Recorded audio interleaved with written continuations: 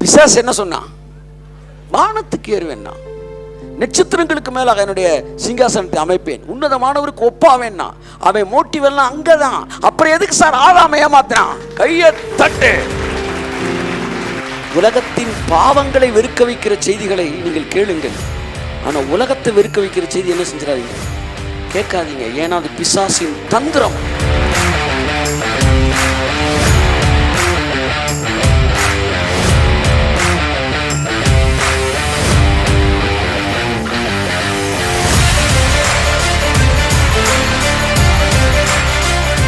துன்மார்க்கர்கள் வாழுகின்ற இந்த காலகட்டத்திலே நீங்கள் உயர்ந்த இடத்திற்கு வராவிட்டால் பின்பு எந்த காலகட்டத்தில் வந்தாலும் அதிலே ருசியும் இல்லை, பலனும் இல்லை என்று நான் சொல்கிறேன்.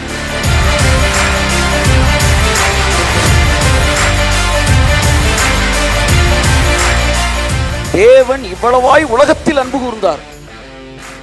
தேவனே உலகத்தில் அன்பு கூர்ந்தப்ப நீ எப்படி உலகத்தை வெறுக்க போச்சு? 1 யோவான்ல எழுதின அதே யோவான் 3:16 எழுதுறார், இவ்வளவாய் உலகத்தில் அன்பு கூர்ந்தார். என்னுடைய கேள்வி, நம்மை உலகத்தில் அன்பு கூற வேண்டாம் என்று சொன்ன தேவன் அவர் ஏன் இந்த உலகத்தில் அன்பு கூர்ந்தார்?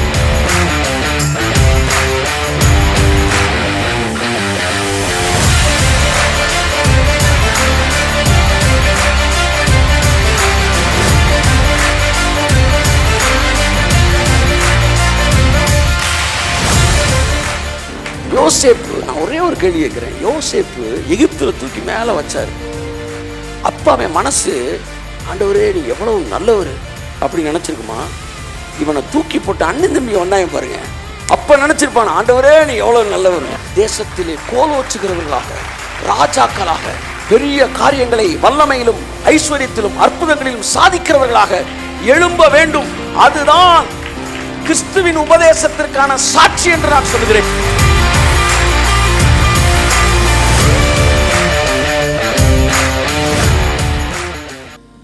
இயேசு கிறிஸ்துவ நாமத்தினாலே உங்களை அன்புடன் அழைக்கிறேன். எதையும் மாம்சத்தில் நம்ம செய்யவே கூடாது. மாம்சம் நம்மளை டெம்ப்ட் பண்ணி செய்யக்கூடாது. ஆனால் தேவன் அதை அனாயிட்டாக மாற்றிட்டார்னு ஒன்றும் செய்ய முடியாது. அப்படித்தான் பயந்து போய் அந்த அனாயிட்டிங் ரிலீஸ் ஆகிறத ஸ்டாப் பண்ணிடுறாங்க. ஸோ அந்த அனாயிட்டிங் ரிலீஸ் ஆகிற நேரம் அதை ஸ்டாப் பண்ண உடனே இவங்க எல்லாரும் டேம் நிறையா தண்ணி வச்சவங்க, ஆனால் வயக்காடெல்லாம் காஞ்சி கிடக்கு. ஏன்னா அது எதையுமே ப்ராப்பர் சேனலில் ரிலீஸ் பண்ணலை. நான் உங்களுக்கு சொல்கிறேன், ஊழியக்காரர்களுக்கு சொல்கிறேன், பிஸ்னஸ்மேனுக்கு சொல்கிறேன், உங்கள் மேலே இருக்கிற அபிஷேகம் உங்களை சுற்றி இருக்கிற உலகத்தை ஆட்சி செய்யக்கூடிய வல்லமை பெற்றது. அபிஷேகம் வெண்கல கதவுகளை உடைக்குமா?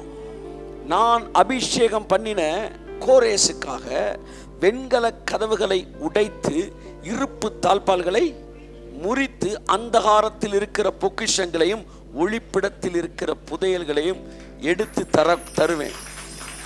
ஏன்னா அவன் மேல ஒரு அனாயிட்டிங் இருக்கு. பிசினஸ் மேன் இந்த அனாயிட்டிங்கை பிலீவ் பண்ணணும். It is not by my talent, it is by the anointing of God. நீ உட்காரும்போது சிச்சுவேஷன் அரெஸ்ட் ஆகும். நீங்க வேணாலும் பாருங்க, நீங்க நல்ல உங்க மேல ஒரு அனாயிட்டிங் இருந்துச்சுன்னா நீ ஒன்றும் இல்லை, ஒரு 4 பேரை முன்னாடி அனுப்பி ரேட்டு பேசுங்க, அவன் பண்ணிய மாட்டான். விட்டுட்டீங்களா? நீ அதுக்கப்புறம் போய் 5வது ஆளை முத பேசுங்க, அவனை விட இன்னும் ஒரு 10,000 ரூபா குறைச்சி வச்சே பேசுங்களேன், உங்களுக்கு ஓகேன்றான், ஓகே சார்ன்றான். இந்த அனாயிட்டிங் சின்ன லெவல்லேருந்து வேலை பார்க்கும். நீங்கள் என்ன ப்ரொஃபஷனில் இருந்தாலும் அந்த அனாயிட்டிங் உங்கள்கிட்ட வேலை பார்க்கும். நீங்கள் உங்கள் ஹையர் அஃபீஷியல்கிட்ட போய் நிற்கும் போது அந்த அனாயிட்டிங் வேலை பார்க்கும். நீங்கள் ப்ரொஃபஷனில் இருந்தாலும் வேலை பார்க்கும். உங்களை சுற்றி வரவங்களுக்கு ஒரு நல்ல எண்ணங்கள் ஏற்படும். கஷ்டத்தோடு வருகிறவர்களுக்கு அந்த கஷ்டம் நீங்கி ஒரு விடுதலை ஏற்படும். இதெல்லாம் அபிஷேகத்தோட வேல்யூ. அபிஷேகன்றது கொஞ்ச நேரம் காப்பான்னு கத்திட்டு அப்படியே போயிடுறது கிடையாது. அபிஷேகம் விலையேறப்பட்டது. இந்த உலகத்தின் வர்ணத்தை மாற்றக்கூடியது. உங்க மேல இருக்கிற அபிஷேகம் உங்க ராஜ்யத்தை கட்டக்கூடியது. அதுதான் சார் மோட்டரு, அதுதான் ஜென்ரேட்டர். அங்கிருந்து தான் எல்லாம் வருது. நீங்க ஜென்ரேட்டர் அசால்ட்டை என்ன செய்ய முடியாது, ஆஃப் பண்ண முடியாது. பிஸ்னஸ் மேன் தான் மேல இருக்கிற அனாயிட்டிங்க்கு அந்த மரியாதையை கொடுக்க கற்றிருக்க வேண்டும். நான் ஏற்கனவே உங்களுக்கு சொன்ன விஷயம் தான் சொல்றேன். அந்த ஒரு எக்ஸிபிஷனை சுற்றி பார்க்குறதுக்கு ஒரு கிராமத்தில் இருக்கிற ஒரு பொண்ணை கல்யாணம் கட்டின ஒருத்தன் கூட்டிகிட்டு போய் காட்டுறானா. காட்டும்போது எல்லாத்தையும் பார்த்து ரசிக்கிறா. கலர் கலராக லைட்டு எல்லாமே நல்லா இருக்குது. முடிச்சுட்டு பின்வாசல் வெளியே வெளியே ஃப்ரண்ட்டில் கூப்பிட்டு இன்னொரு வாசல்லாம் நான் வெளியே அனுப்புவாங்க. போகும்போது அங்கனக்குள்ளே என்ன இருக்கும், ஜென்ரேட்டர் வச்சு டப்ப டப்ப டப்பன்னு சவுண்டு கேட்டுட்டு இருந்துச்சு. அப்படியே கிராஸ் பண்ணிவிட்டு வந்துட்டான். வீட்டுக்கு வந்தோன்னு கேட்டானே, எப்படி இருந்துச்சுமா எக்ஸிபிஷனு? வர வழியில் கேட்குறான். எல்லாமே நல்லா இருந்துச்சுங்க. அந்த லைட் நல்லா இருந்துச்சு, அந்த பெரிய பெரிய ஜெயிண்ட் வீல் எல்லாமே நல்லா இருந்துச்சு, அப்பளம் நல்லா இருந்துச்சு. அப்பளம் தான் விடாமல் வந்துக்கிட்டே இருக்கிறான் 20 வருஷமாக. அப்புறம் ஐஸ்கிரீம் எல்லாம் நல்லா இருந்துச்சு. ஆனால் அந்த கடைசி டப்ப டப்ப டப்பன்னு ஒரு சவுண்டு கேட்டுக்கிட்டு இருந்துச்சு பின்னாடி. அது ஒன்று தான் நல்லா இல்லை அப்படின்னு. எல்லாம் சொல்லுங்கள், டப்ப டப்ப டப்பன்னு சவுண்டு கேட்குதே, அது ஒன்று தான் நல்லா இல்லை அப்படின்னு சொன்னான்னா, இந்த டப்ப டப்ப நின்று போச்சுன்னா ஹோல் எக்ஸிபிஷனே நின்று போயிடுமா? அந்த ஹோல் எக்ஸிபிஷனே கலர்ஃபுல்லாக இருக்கிறது காரணமே இந்த டப்ப டப்ப தான். நீங்கள் போர் புரிவீர்கள் என்றால், நீங்கள் வந்து யுத்த மனிதர்களாக இருப்பீர்கள் என்றால், நீங்கள் வனாந்திரத்திலே உங்களுடைய வாழ்க்கையை முடித்து விடுவீர்கள். ஏன் கானானுக்குள் போவதற்கு டிலே ஆச்சுன்னா, யுத்த மனிதர்கள் செத்து தீரும் வரைக்கும் அவர்கள் வனாந்திரத்தில் சுத்த வேண்டியதாக இருந்தது. இன்றைக்கு லட்சோப லட்ச ஜனங்கள், கிறிஸ்தவ ஜனங்கள் வனாந்திரத்தை சுற்றி கொண்டிருக்கிறார்கள். ஆனால் அவர்களை தேவன் கானானுக்கு அழைத்தார். ஆனால் அவர்களை நடத்தி செல்கிறவர்கள் பிரமாணத்தை பேசிக் கொண்டிருக்கிறபடினால் ஜனங்கள் வனாந்திரத்தில் இருக்கிறார்கள். யோசுவா காலேப்பை போல ரெண்டு இளைஞர்களைப் போல இன்றைய நாட்கள் இளைஞர்கள் எழுந்து நாம் அந்த தேசத்தை எளிதாய் சுதந்தரித்துக் கொள்வோம் என்று சொன்னபோது அவர்களை கல்லெறிகிறீர்கள். இதைத்தான் உங்கள் பெற்றோர்கள் செய்தார்கள்.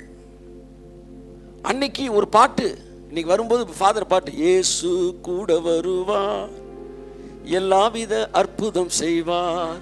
தமிழ்நாட்டில் எல்லாம் பாடுறாங்க. ஆனால் நான் சின்ன வயசுலேருந்து உள்ளே உருண்டு வளர்ந்தவன். ஆனால் இந்த பாட்டு வந்தப்ப என்ன பஞ்சாயத்தை கூட்டினா உங்களுக்கு தெரியுமா? ஏன்னா அதில் வந்து ஃபாதர் வந்து எதை பயன்படுத்திட்டாரு, உரிமை பயன்படுத்துறாரு, அதை வாசித்துட்டாராம். ஆனால் அன்னைக்கு இந்த பாட்டு இந்த இன்ஸ்ட்ருமெண்டெல்லாம் பயன்படுத்தவே கூடாதான். ஏன்னா இதெல்லாம் வந்து தமிழ்நாட்டுக்காரன் பயன்படுத்திட்டாங்களாம். ஏன் தமிழ்நாட்டுக்காரன் என்ன பாவியா? இன்ஸ்ட்ருமெண்ட் எதுவாக இருந்தாலும் அதில் ஒரு இன்ஸ்ட்ருமெண்ட் கூட பிசாசுக்கு சொந்தமானது கிடையாது. அத்தனையுமே தேவனுக்கு சொந்தமானது.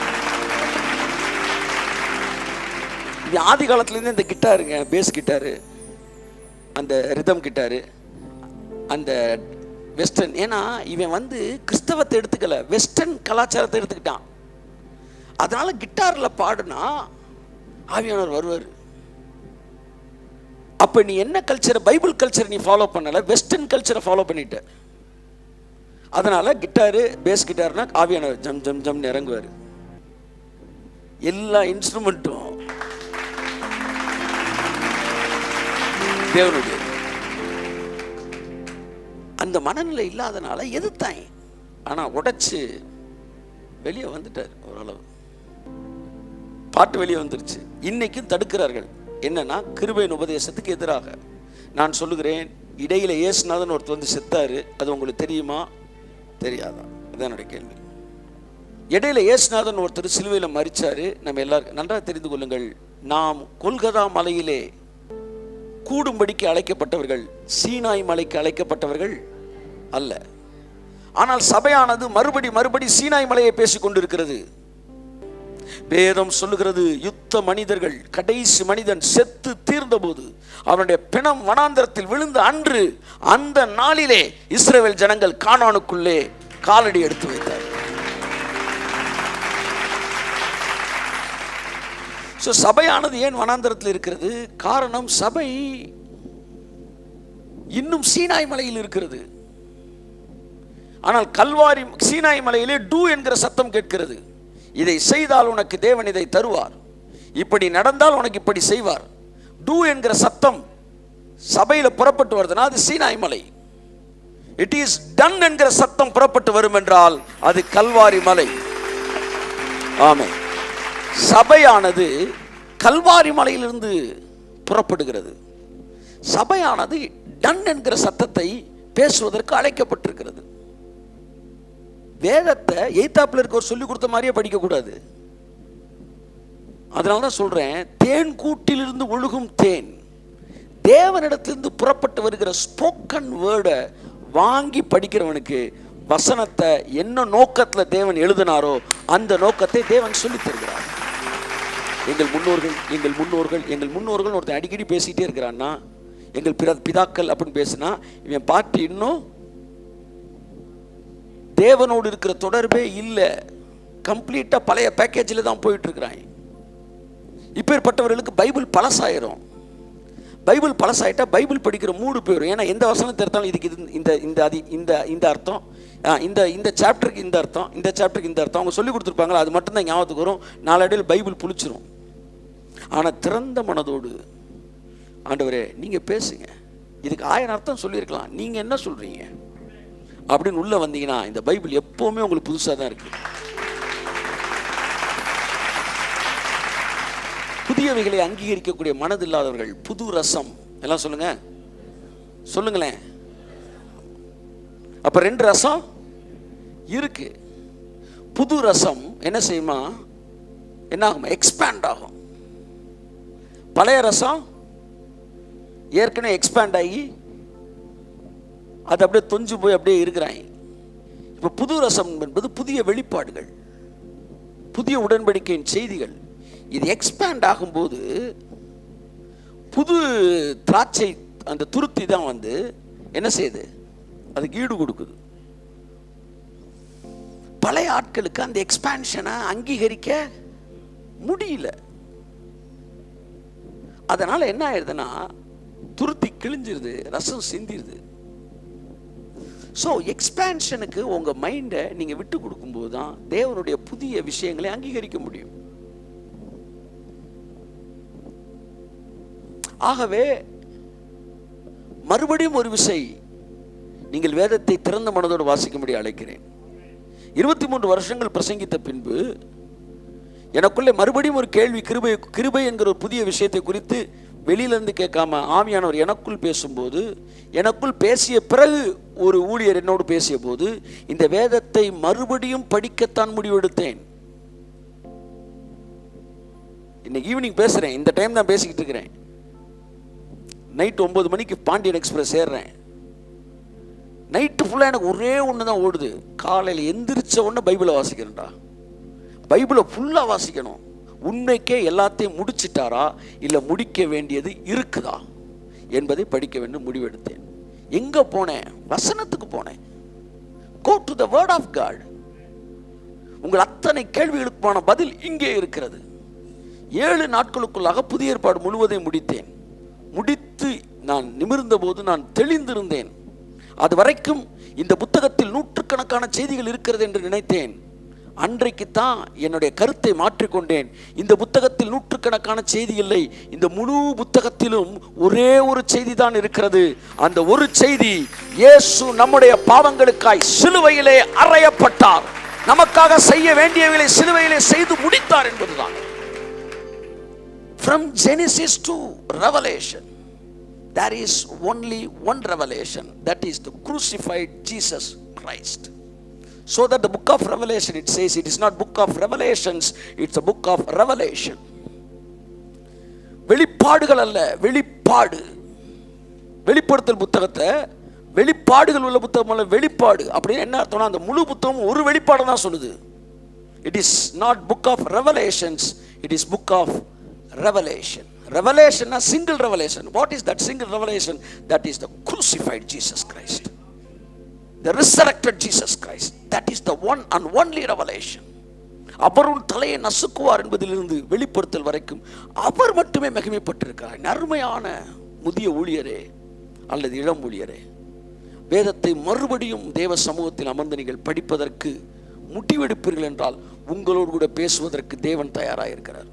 God is ready to unveil. திரையை விளக்குவதற்கு உங்களோடு பேசுவது தயாராக இருக்கிறார்.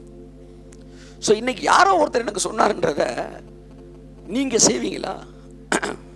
23 வருடம் நீங்கள் பிரசங்கித்ததை யாரோ ஒருவர் சொல்லுகிறார் என்பதற்காக யூட்டர்ன் எடுப்பீங்களா? தேவன் பேசினால் ஒழிய. நீங்க பேதுருவை மாத்திரலாம் சார், ஆனா பவுலை மாற்ற முடியாது. ஏன்னா அவன் அதுல ஊர்னவன். பேதுருவை கூப்பிட்டு கிருபையின் உபதேசத்தை தட்டி விட்டு போயிடலாம். அவன் மீன் பிடிச்சவன், அப்படியே சாமின்ட்டு வந்துடுவான் பின்னாடி. யாக்கோபை கூட்டிட்டு வந்துடலாம், ஆனா பவுலை கூட்டிட்டு வர முடியாது. ஏன்னா அவன் பிரமாணத்தை பல வருஷமா பிரசங்கம் பண்ணவன். அதனால கர்த்தர் சொன்னாரு, இவனுக்கெல்லாம் சீசர்கள் போனா கதையாகாது, நானே போறேன்டானாரு. சிலரை தேவன் தெரிந்து கொள்ளும் போது ஜோசப் பிரின்ஸை வச்சோ அல்லது யாரோ சில கிரேஸ் பிரீச்சர்ஸை வச்சோலாம் ரீச் பண்ண மாட்டார். Direct encounter. ஏன்னா அவங்கெல்லாம் கொஞ்சம் வலுவாக ஊறினவங்களா இருப்பாங்க. அப்படி டைரக்டராக என்கவுண்டர் பண்ணப்பட்டவங்க நிறைய பேர் இருக்கிறாங்க. அதிலே ஒருவன் நான் என்று தாழ்மையோடு நான் சொல்லிக் கொள்கிறேன். காரணம் எதுக்கு இதை சொல்றேன்னா, I am not convinced by somebody. யாரோ சிலர் மண்டையை கழுவிட்டு நம்ம இங்கே பேசலை. அப்போ ஒரு மனுஷன் உசுரை கொடுத்து ஒன்று பேசிட்டு இருக்கானா, இதுக்கு பின்னாடி ஏதோ ஒன்று இருக்கு. குட் அண்டர்ஸ்டாண்ட் வாட் ஐ சே. நல்லா கவனிச்சுக்காங்க. ரெய்னால்ட் போங்கே பிரசங்கம் பண்ணும்போது ஒருத்தனை கூட்டிகிட்டு போயிருக்கான். அவர் சொல்கிற நம்புறியாடான்னு கேட்டிருக்கான். அவன் விடிய விடிய கேட்டுட்டு நல்லா கேட்டுட்டு, என்னால் நம்ப முடியல சார்ன்றான். அப்படியா, இவ்வளவு செய்தி கேட்டு நம்ப முடியல? இல்லை, அவர் சொல்கிற நம்ப முடியலன்னு சொல்லிட்டு அப்புறம் சொன்னானா, ஆனால் ஒன்று தெரியுதியான், என்ன அவர் சொல்கிறத அவர் நம்புறாரியா, அது மட்டும் நல்லா தெரியுதியா. ஏன்னா ஒரு மனுஷன் உன்னை நம்பாம இவ்வளவு ஸ்ட்ராங்கா பேச Kaiyathattu. Just receive the word of God. நீங்கள் மனம் பொருந்தி செவி கொடுத்தால் தேசத்தின் நன்மையை புசிப்பீர்கள். மாட்டோம் என்று எதிர்த்து நிற்பீர்களானால் பட்டயத்திற்கு இரையாவீர்கள்.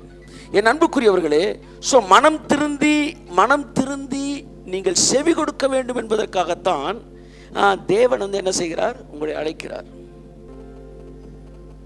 ஹேகின்ட் எனக்கு பிடிச்ச ஒரு விஷயம், அவர் ஊரா வரவே மாட்டார். ஆனால் உட்கார்ந்த இடத்துல இருந்து ஆயிரம் ஊழியர்களை வெளியே தட்டிக்கிட்டே இருப்பார். அவர் தட்டின மினிஸ்டர்ஸ் தான் உலகம் முழுவதும் இன்னைக்கு ஃபெய்த் பிரீச் பண்ணிட்டு இருக்கிறாங்க. You just think of it. எவ்வளவு பெரிய வேலையை பார்த்துருக்கிறாரு. ஒரு நல்ல டீச்சருக்கு அதுதான் பாரமாக இருக்கும். தான் போய் நிற்கணும்னு நினைக்க மாட்டான், எல்லா இடத்துல நிப்பாட்டுறதுக்கு ஆளை அனுப்பணும்னு நினைப்பான். அதனால தான் பாருங்களேன், இந்த வேலையெல்லாம் அதோட கனெக்ட் ஒரே மாதிரி ஒரு டேஸ்ட்லேயே இருக்கும். கிரேஸ் ப்ரீச்சர்ஸை போய் பார்க்குறது, அவங்களை என்கரேஜ் பண்ணுறது, எல்லாம் பாருங்கள் லீடர்ஸை உருவாக்கக்கூடிய ஒரு மனநிலை தான் இந்த அப்போஸ்டலிக் காலிங்கில், அந்த டீச்சிங் காலிங்கில், ப்ரொஃபெட்டிக் காலிங்கில். ஆகவே நண்புக்குரியவர்களே, இது எல்லாம் நம்ம செய்யணும். பைபிள் சொல்லுது, இதை எந்த வகையில் நீங்கள் உலகத்துக்குரியதுன்னு சொல்ல போச்சு. இப்போ தான் நான் மெசேஜுக்குள்ள அப்படியே மெதுவாக வரேன். எந்த வகையில் இது உலகத்துக்குரியதுன்னு நீங்கள் சொல்ல போச்சு. தேவன் இவ்வளவாய் உலகத்தில் அன்பு கூர்ந்தார். தேவனே உலகத்தில் அன்பு கூர்ந்தப்ப நீ எப்படி உலகத்தை வெறுக்க போச்சு? உலகத்தில் உள்ளவைகளிலும் அன்பு கூறாதிருங்கள் என்கிற வார்த்தை எழுதுகிற அதே யோவான் தான் எழுதுகிறான். யோவான் எழுதுறான், 1 யோவான்ல உலகத்தில் உள்ளவைகளிலும் அன்பு கூறாதிருங்கள் எழுதுற அதே யோவான்னா 1 யோவான்ல எழுதுன அதே யோவான் யோவான் 3:16 எழுதுறார், இவ்வளவாய் உலகத்தில் அன்பு கூர்ந்தார். என்னுடைய கேள்வி, நம்மை உலகத்தில் அன்பு கூற வேண்டாம் என்று சொன்ன தேவன் அவர் ஏன் இந்த உலகத்தில் அன்பு கூர்ந்தார்? என் அன்புக்குரியவர்களே, அங்கே உலகம் என்கிற வார்த்தைக்கு சொல்லப்பட்டிருக்கிற கிரேக்க பதம் வேறு, உலகத்தில் அன்பு கூறாதிருங்கள் என்று சொல்லும்போது சொல்லப்பட்ட கிரேக்க பதம் வேறு. ஒரு இடத்துல காஸ்மாஸ் என்ற ஒரு வார்த்தை வருது, இன்னொரு இடத்துல வேற ஒரு கிரீக் வேர்டு வருது. இந்த கிரீக் வேர்டு அன்பு கூறாதிருங்கள் சொல்லும்போது, உலகத்தில் அன்பு கூறாதன்னு சொல்லும்போது, இந்த உலகத்தில் இருக்கிற பாவங்கள், இச்சைகள், குறுக்கு வழிகள், மற்றவர்களை ஏமாற்றி சம்பாதிக்கிற இந்த உலகத்தில் நீங்கள் அன்பு கூறாதிருங்கள். இந்த மெட்டீரியல் வேர்ல்ட சொல்லலை. ஆனால் இயேசு உலகத்தில் அன்பு கூர்ந்தார் என்று சொன்னபோது நாம் எல்லோரையும், இந்த உலகத்தையும் அவர் அன்பு கூர்ந்தார். ஆமென் சொல்லுங்க. இந்த வேர்ல்ட நீங்க சீன் சொல்லக்கூடாது. ஏன்னா இந்த உலகத்தை சிருஷ்டித்தது யாரு? கர்த்தர். இதை படைக்கும் போது ரசித்ததை என்ன செஞ்சாரு? படைச்சாரு. இந்த உலகம் பிசாசு சிருஷ்டித்தது கிடையாது.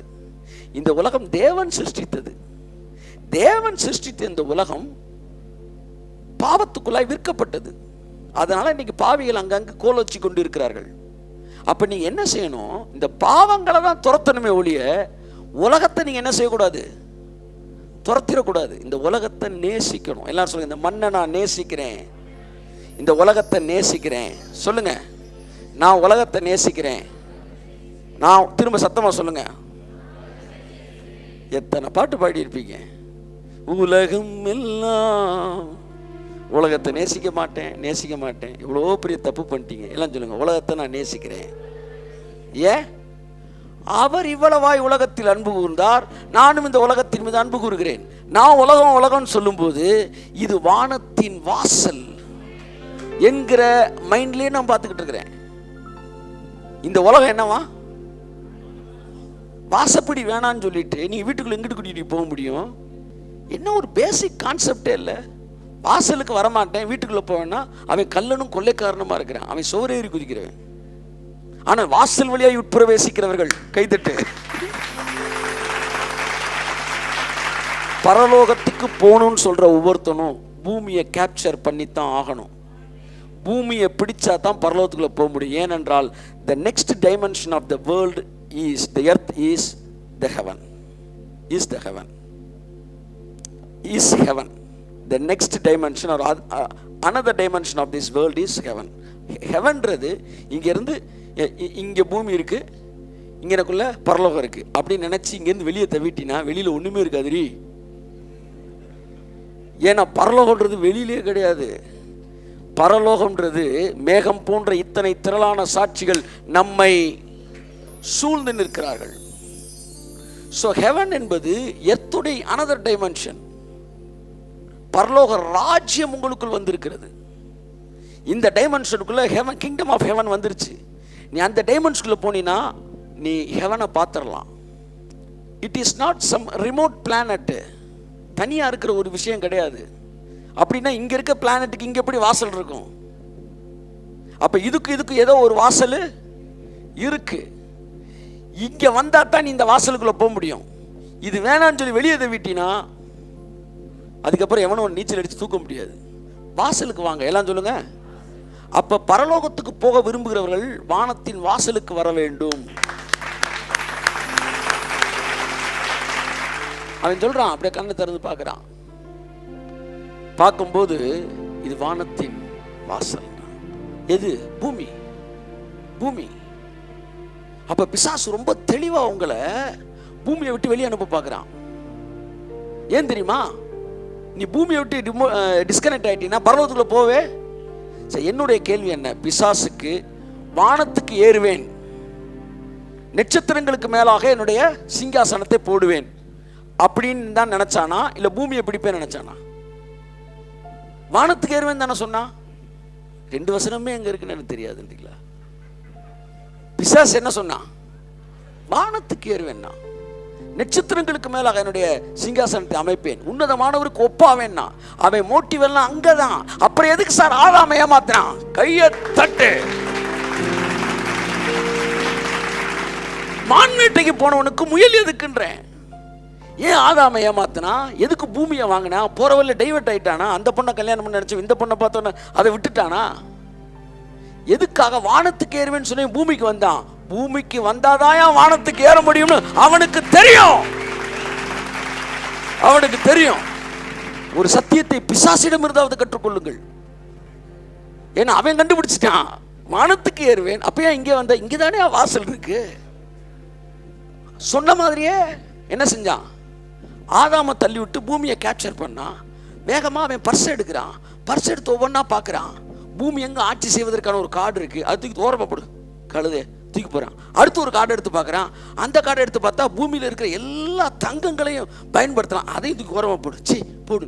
தேடிட்டு டக்குன்னு இன்னொரு கார்டு வருது. கார்டு எடுத்து பார்த்தா இந்த கார்டு இருந்தால் பரலோகத்துக்கு எப்போ வேணாலும் என்ட்ரு ஆகலாம். அதை எடுறா, அதை எடுறா. இந்த கார்டு உன் பர்ஸில் இருக்குன்னு எனக்கு தெரியும். நான் இந்த பர்ஸை அடிச்சதுக்கு நோக்கமே இந்த கார்டை வச்சு அவர் இடத்துக்கு போய் உட்கார்ந்து அங்கே தம்முடைய பரிசுத்தவான்களை குறித்து இரவும் பகலும் குற்றம் சுமத்த வேண்டும் என்பதற்கு, அந்த ஸ்தலத்திற்கு போவதற்கு தான் இந்த இடத்த அடிச்சான். நம்ம உள்ளூர் அறிவாளிய பிசாசு இதை கேப்சர் பண்ணி தெளிவாக அங்கே போகிற ரூட்டை போட்டான். இதுக ஃபுல்லா உலகமெல்லாம் மாய, எல்லாம் எனக்கு வேணாமா. ஆலயத்துக்குள்ள புறா விற்கிறவன் இருந்தா, காசு விற்கிறவன் இருந்தா அவனை வெளியே துரத்து. ஏசுநாதர் அவனை வெளியே துரத்துனாரா? ஆலயத்தை இடிக்கிறாருனாரா? இடிச்சு ஆலயத்தை விட்டு வெளியே வந்தாரா? அவங்கள வெளியேற்றினாரா? நீ என்ன சொல்கிற, ஆலயத்தில் இவங்களாம் வந்துட்டாங்க அதனால் நான் ஆலயத்துக்கே போக மாட்டேன் அப்படின்னா ஃபூலிஷ்னஸ். இயேசு தெளிவானவர். ஆலயம் இங்கே தான்டா இருக்கும், இந்த ஆலயத்தில் தான் நானும் இருப்பேன், ஆனால் இவங்களெல்லாம் வெளியே துரத்துனார். புரிஞ்சவன் மட்டும் கைத்தட்டு.